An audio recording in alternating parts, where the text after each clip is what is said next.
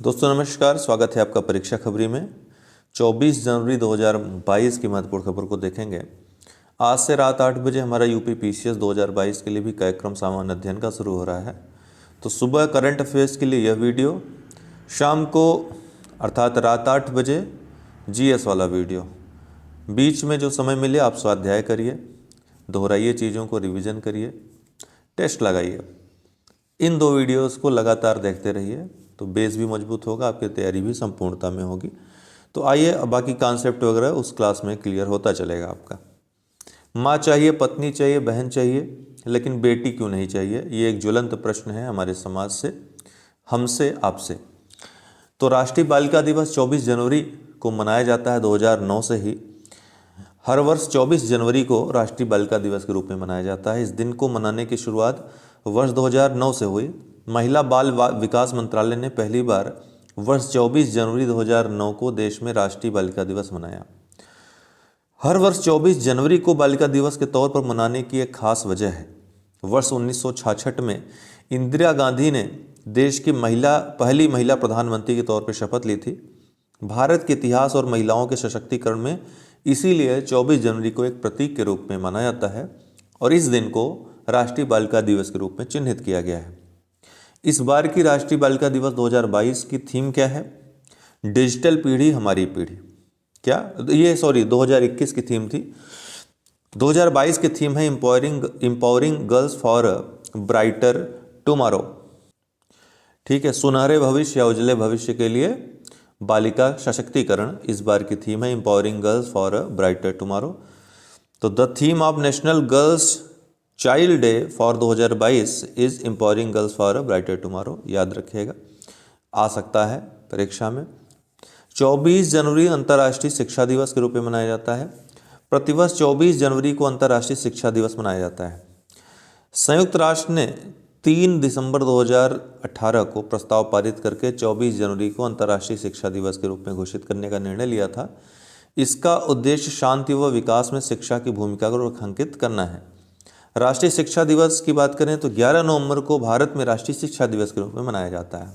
तो विश्व शिक्षा दिवस या अंतर्राष्ट्रीय शिक्षा दिवस 24 जनवरी को, वहीं राष्ट्रीय शिक्षा दिवस 11 नवंबर को मनाया जाता है। भारत में राष्ट्रीय शिक्षा दिवस देश के प्रथम शिक्षा मंत्री मौलाना अबुल कलाम आज़ाद की स्मृति में मनाया जाता है।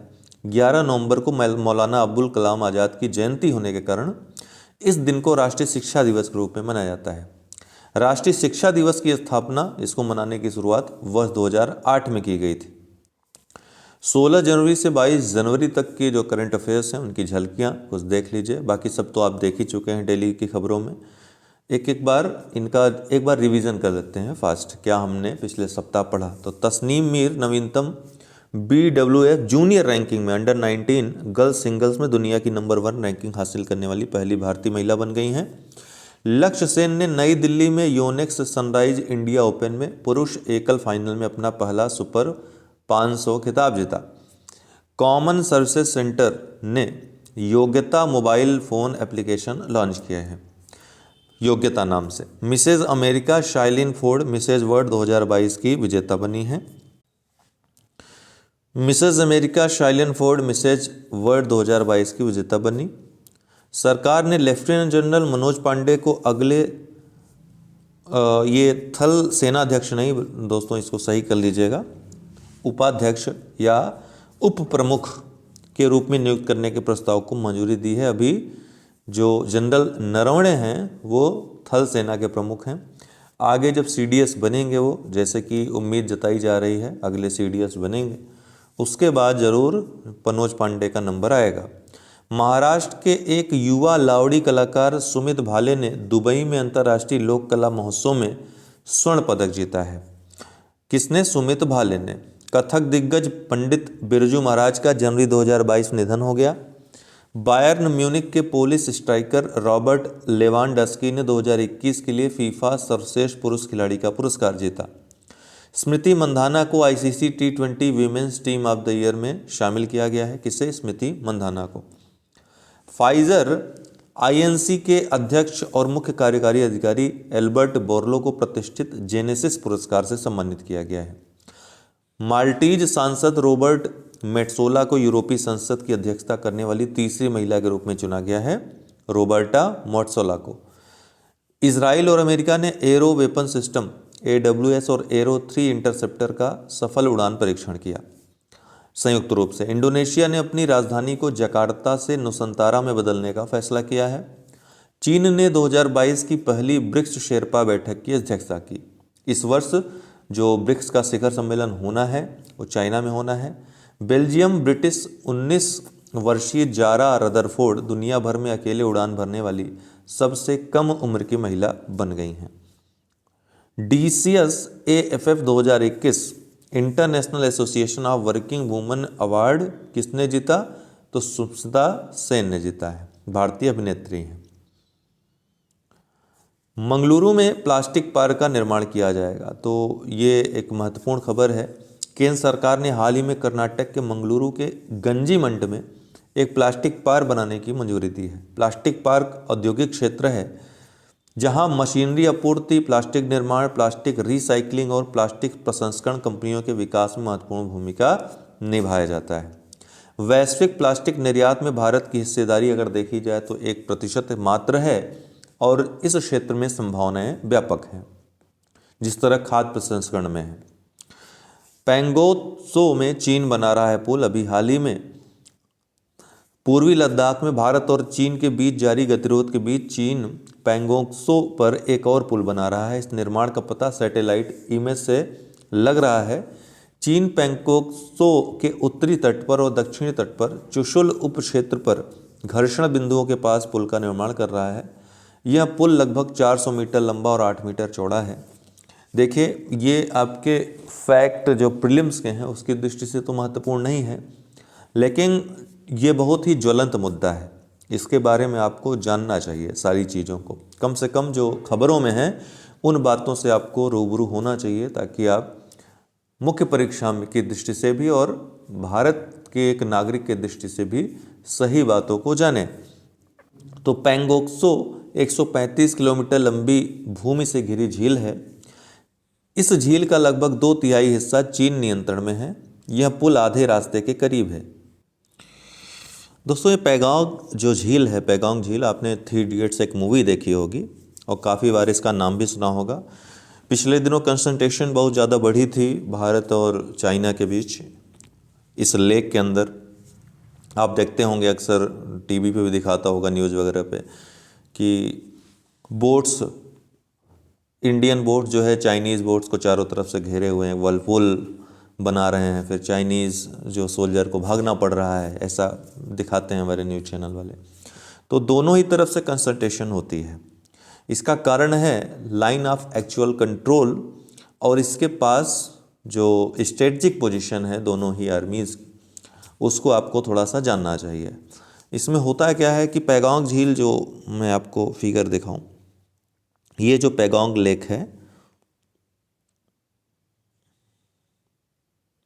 ये जो पैगोंग झील है, इसमें ये फिंगर जो आपको दिख रहे हैं ना, finger 1, finger 2, finger 3, finger 4, finger 5, 6, 7, 8, ये फिंगर्स क्या हैं? तो ये दरअसल माउंटेन्स हैं।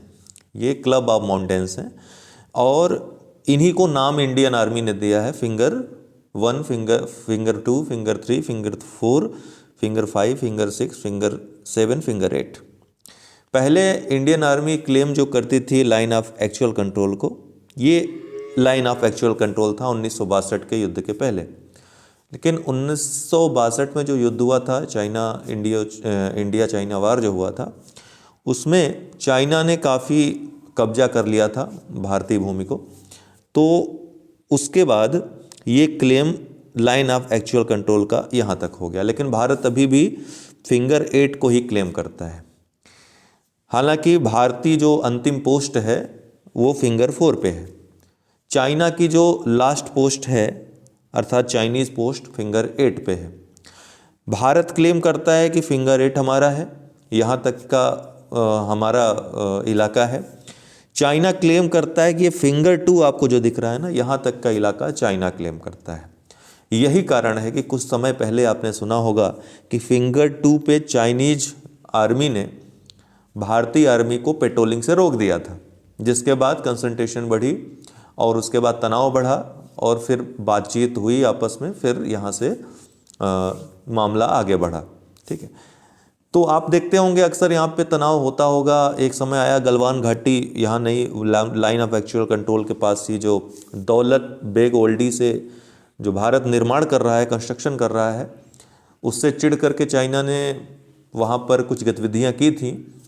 ठीक है, हमारी भूमि कब्जाने का प्रयास किया था लाइन ऑफ एक्चुअल कंट्रोल से लगी हुई भूमि को, लेकिन भारतीय आर्मी ने बहुत ही वीरतापूर्वक वहाँ पर उसका प्रतिरोध किया। अंततः चाइनीज़ सेना को काफ़ी कैजुअल्टी हुई, हालांकि कैजुअल्टी हमारी भी हुई थी, लेकिन चाइनीज़ बहुत ज़्यादा कैजुअल्टी हुई। उसके बाद वो फिर से बातचीत के रास्ते पे आ गए थे, उनको अपनी औकात समझ में आ गई थी।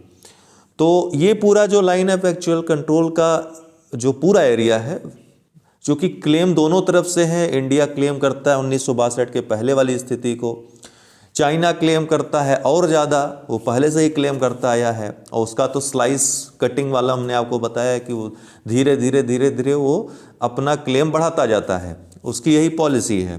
तो फिंगर 2 तक अपना मानता है और इंडिया 1962 के पहले की स्थिति अर्थात फिंगर 8 को मानता है। ये यहाँ पे विवाद की जड़ है। स्ट्रेटजिक दृष्टि से देखें तो इस एरिया में हमेशा तनाव आने वाले समय में भी ऐसा जानकारों का, रक्षा विशेषज्ञों का मानना है कि और ज़्यादा बढ़ सकता है, क्योंकि चाइना कंस्ट्रक्शन बढ़ा रहा है पैंगोंग लेक के इर्द गिर्द। तो आने वाले समय में और ज़्यादा तनाव बढ़ सकता है। इंडियन ट्रूप्स भी वहाँ पर और ज़्यादा विस्तारित किए जा रहे हैं। खैर, अभी तो बातचीत से मामला सुलझता हुआ नज़र आ रहा है, लेकिन ये एक प्रकार का शीत युद्ध इसको आप कह सकते हैं। तो ये पूरा रीजन जो है लद्दाख में स्थित है, लद्दाख केंद्र शासित प्रदेश में। लेह और पैंगोंग झील जो है इसके बीच एक, ये लेह आपको दिख रहा होगा, लेह और पैंगोंग सू लेक के बीच एक दर्रा स्थित है जिसको चांगला दर्रा कहते हैं। ये प्रश्न भी आ चुका है, याद रखिएगा। गलवान वैली आपको दिख रही होगी, ये दौलत बेग ओल्डी मार्ग है, ये दौलत बेग ओल्डी है और यहाँ से ही लाइन ऑफ एक्चुअल कंट्रोल से लगी हुई यहाँ से भारत का कंस्ट्रक्शन हो रहा है, एक रोड का कंस्ट्रक्शन हो रहा है। और ये बहुत ही रणनीतिक दृष्टि से भारत के लिए बहुत ही महत्वपूर्ण है।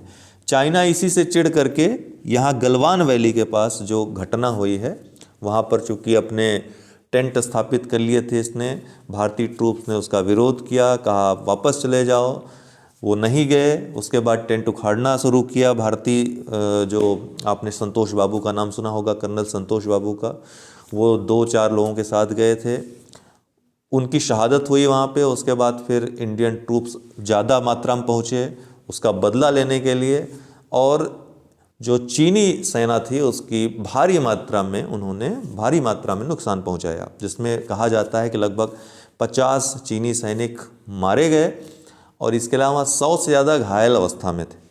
तो इसके बाद ही फिर चीन को झुकना पड़ा और बातचीत के रास्ते पे आना पड़ा।